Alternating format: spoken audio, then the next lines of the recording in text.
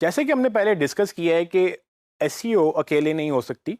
बहुत सारी चीज़ें आपको मिलकर करनी पड़ेंगी अपनी टीम के साथ, और उस टीम में आपका एक डेवलपर भी हो सकता है और आपका डिज़ाइनर भी हो सकता है और कंटेंट या दूसरी चीज़ें भी हो सकती हैं। आज मैं आपसे बात करूंगा कि ऐसी वो कौन सी चीज़ें हैं जिन पे आपकी डिपेंडेंसी होती है। अभी तक हमने जितने भी टॉपिक्स किए हैं वो ज़्यादातर बेसिक एसईओ में काउंट होते हैं, लेकिन अब हम थोड़ा सा एडवांस होने जा रहे हैं। और मेरी कोशिश ये है कि मैं आपको वो चीज़ें बताऊं कि एडवांस टॉपिक्स किस तरह के हो सकते हैं और वो उसमें क्या क्या हमें उसमें डिपेंडेंसी आ सकती है। एसईओ में बहुत सारी ऐसी चीज़ें हैं जिसमें आपको दूसरों से हेल्प चाहिए होगी, और उनमें मेनली जो हेल्प चाहिए होगी वो आपको डेवलपर से चाहिए होगी।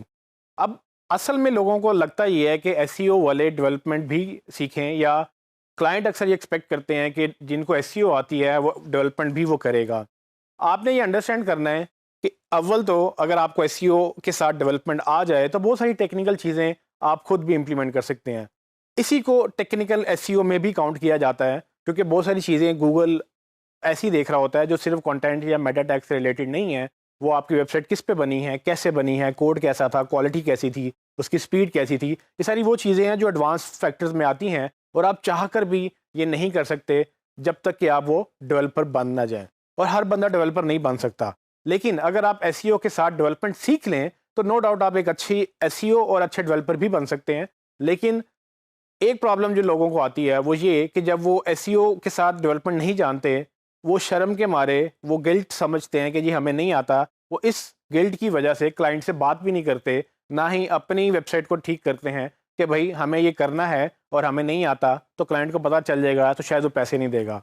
ये चीज़ मैं आपकी क्लियर करना चाहता हूँ कि आपको किसी भी तरह से इस चीज़ में ये परेशानी की ज़रूरत नहीं है कि भाई मुझे ये डेवलपमेंट नहीं आती है तो मैंने काम नहीं करना। आपने अंडरस्टैंड ये करना है कि बहुत सारी चीज़ें एसईओ पे अफेक्ट करती हैं जो कि आपकी जॉब नहीं है। ये आपकी जॉब है कि सर्च इंजन पे या गूगल पे रैंकिंग की किस किस से अफेक्ट आपको हो रहा है।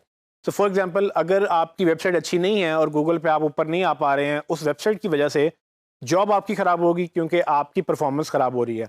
आपकी परफॉर्मेंस आपके क्लाइंट ने देखनी है, लेकिन आपकी गलती नहीं है, गलती डेवलपमेंट की या वेबसाइट की है, जिसकी वजह से आपकी वेबसाइट या आपकी परफॉर्मेंस हर्ट हो रही है। आपने इसमें शर्म नहीं करनी, क्योंकि आपकी ये जॉब ही नहीं है, और डेवलपमेंट की ये जॉब है लेकिन उनको एसईओ नहीं आती है। सो आपने डेवलपमेंट के साथ बैठकर क्लाइंट को समझाना है कि मैं डेवलपर के साथ बैठूंगा, और आपने डेवलपमेंट वालों को यानी डेवलपर्स को आपने वो अपनी चीज़ें देनी है, वो उसको इम्प्लीमेंट कर देंगे, उसमें मसला नहीं होगा। लेकिन सिर्फ आपने बात करनी है। होता ये है कि आप जब ये करेंगे नहीं तो आपके कंपेटिटर्स ये कर रहे होंगे। जब आपके कंपेटिटर्स कर रहे होंगे वो आपसे ऊपर निकल जाएंगे, वो गूगल में अच्छा रैंक कर जाएंगे। आप अपनी वेबसाइट की बात करें या क्लाइंट की वेबसाइट की बात करें, आपकी रिजल्ट्स रुक जाएंगे। सो अगर आपका कंपेटिटर ऊपर चला गया इस वजह से कि उसने डेवलपमेंट भी अच्छी करवा ली और जो चीज़ें एसईओ पे अफेक्ट करती थी, तो वो आपको बीट कर जाएगा और आप पीछे रह जाएंगे। सो आपने फोकस ये करना है कि जो भी चीज़, चाहे वो डिज़ाइन है चाहे वो डेवलपमेंट है, जो भी चीज़ आपकी एसईओ पे अफेक्ट करती है वो आपने करवानी है, ये आपकी जिम्मेदारी है। लेकिन बहुत सारी चीज़ें जो आप खुद नहीं कर सकते, आप उसके लिए रिसोर्सेज मांगें या रिसोर्सेज हायर करें, या अपने क्लाइंट से कहें कि मुझे अपनी टीम दे दो या मेरी टीम हायर कर लो।